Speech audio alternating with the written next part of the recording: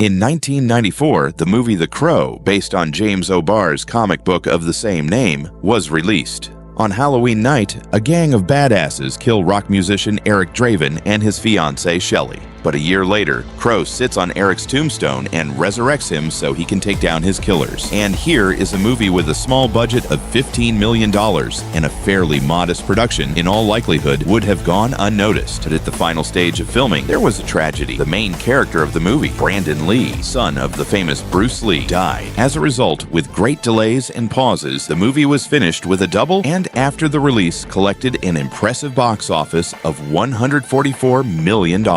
In this, of course, a big role played a ridiculous death of Brandon Lee, who died on the 51st day of shooting of 54, all because of the small budget of the movie, from which the crew saved on everything, and for one of the scenes in the revolver was put in a cartridge without a powder charge. Due to lack of time and money, these cartridges were not purchased from the prop store, but were made on location by pouring powder from real cartridges without removing the capsule. When the trigger was pulled, the bullet was pushed out by the explosion of the capsule and lodged in the barrel, which the technicians had not checked, before inserting a blank cartridge into the revolver for the next scene. So, with a full powder charge of blank ammunition, the jammed bullet flew out of the barrel almost like a real gunshot. Brandon was shot in the abdomen, and the bullet lodged in his spine caused massive blood loss. Brandon Lee died 12 hours later in the hospital. And after the success of the movie, there were 3 more sequels of The Crow, which, because of their very good quality, immediately went on television, and about which it is better not to remember at all. There was a time.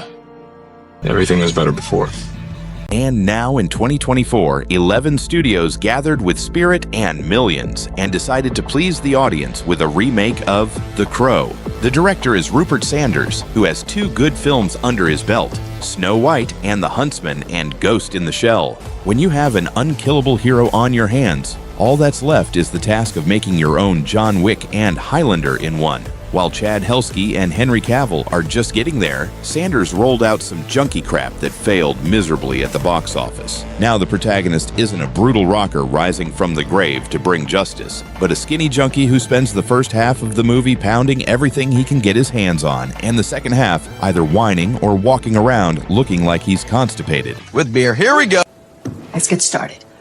Ready? The love of Eric Shelley's life, of course, was taken by quota, not through auditions. So here it's not even the actress, but the singer and author of his songs.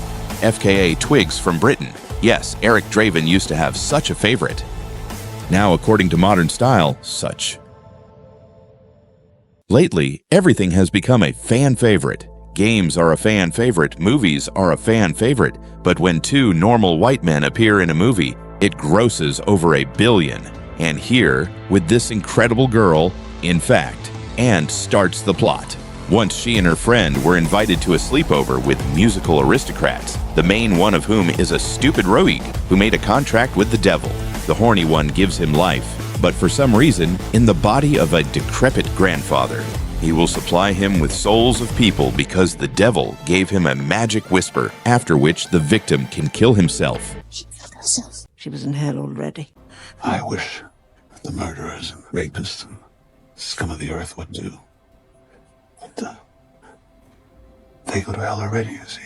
Here, at one of these hangouts, where Rogue entertains himself by making people whisper to kill each other, he's at all the invitees, not collected phones. So Shelley's friend takes the footage and sends it to her, and only after reaching home, she meets Rogue's henchmen, who are already aware of the video and are very upset. At the same time, the canteen was set up right at the main house of Rogue, where the upper class of society regularly gathers. Where else to kill people but in their homes? So that then, every time they have to figure out how to remove the corpses from here, Shelley's friend doesn't get high, so Rogue whispers to her that she wants out of this movie.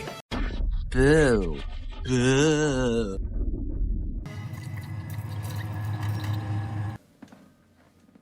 I'd rather sleep. Shelley takes the phone with the compromise that was in the safe, and right off the street shows that she snorted her brains a long time ago. She carries the drugs around in a purse that she herself jumps out of right in front of the police. Yeah, we have 1050. Female in her 20s. Bringing her in. How? Eric, on the other hand, is still hanging out at the rehab center, where he wastes water by hanging out in the shower for hours. He has to endure an alternative method of treatment from idiot doctors who force some patients to bully others.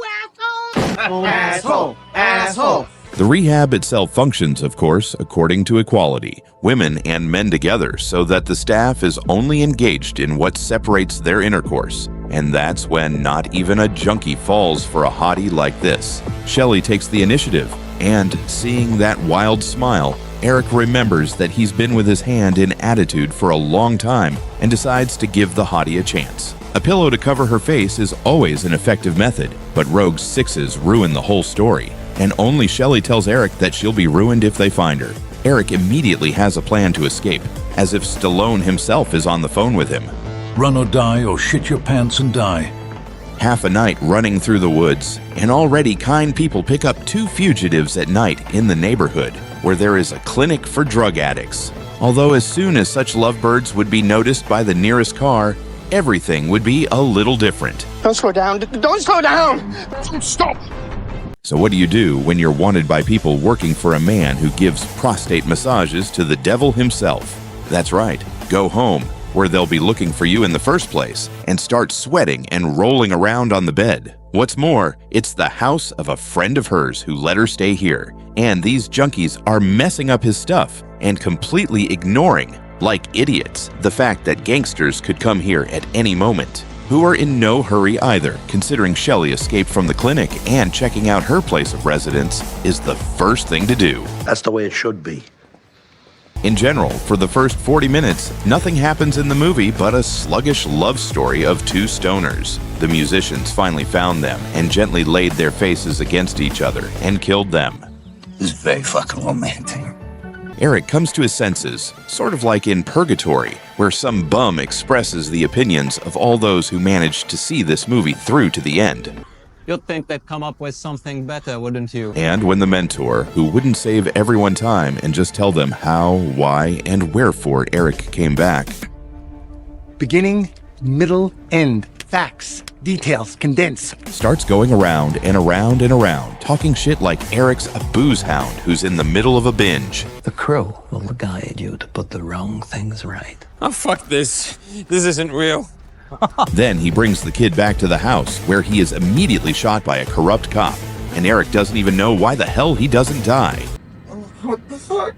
But the cop, seeing that he's clearly facing a Terminator who's got a gun and a knife in the palm of his hand, keeps hoping he'll kill the immortal when he should have gotten the hell out of here by now. As a result, he takes a little too much initiative and opens up a new position in his department. Eric, of course, freaks out that he can do Wolverine or Deadpool without understudies or visual effects. And as soon as he's about to call Marvel, Heavenly Cunt calls him to the bazaar and quotes the movie Constantine. Mall Rogue has broken the balance of light and darkness, and therefore the junkie who has never held anything heavier than a joint in his hands and fought only on a console needs to restore the balance by killing the entire clan of musicians. And the junkie is also stupid. He saw himself that his wounds are healing. He regularly teleports to an abandoned train station and still does not believe that he is a messenger from heaven.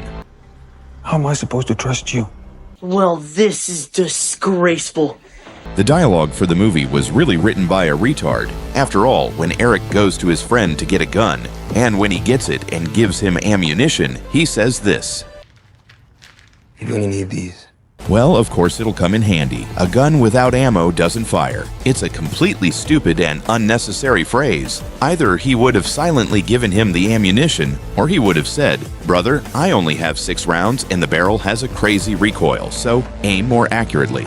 Well, when the main character has already gotten his ass kicked in the movie and kind of taken it to the next level, he gets turned on by the teleportation plot. He easily gets into Shelley's mom's car while she's burying her. I'm a friend of your daughter's. We need to talk. So talk. You're in the goddamn car. It's a meaningless string of words that doesn't advance the plot in any way that's just hilarious. You sneak into the car, who knows if anyone noticed, and there could be those who killed you. You don't have much time, don't waste it, start questioning. No, he waits until his mom gets home and starts asking around, but his mom catches on that she's a cleaning lady and starts scrubbing floors. And Eric finds Shelley's work pass, which leads him straight to the musician's office. The first bot doesn't just follow Eric's orders and live, he grabs a gun. What he intends to do with it, when Eric is sitting behind him and holding him at gunpoint, is not clear. The bot in the movie just ran out of time, and the bot self-destructs. Eric, too, is as scripted as he is, but instead of taking a block of 17 rounds from the driver, he went with only 5 to destroy the motorcade of musicians. As a result, being in the salon quickly gets hit and catapulted right under the truck. Because here, suddenly the creators decided to play realism and show that Eric is still an ordinary man who has no combat skills and criminal work is not good at it. Rogue shits himself that they sent an unkillable balancer after him, so he sends just 3 of them to figure something out and bring Eric back to him alive.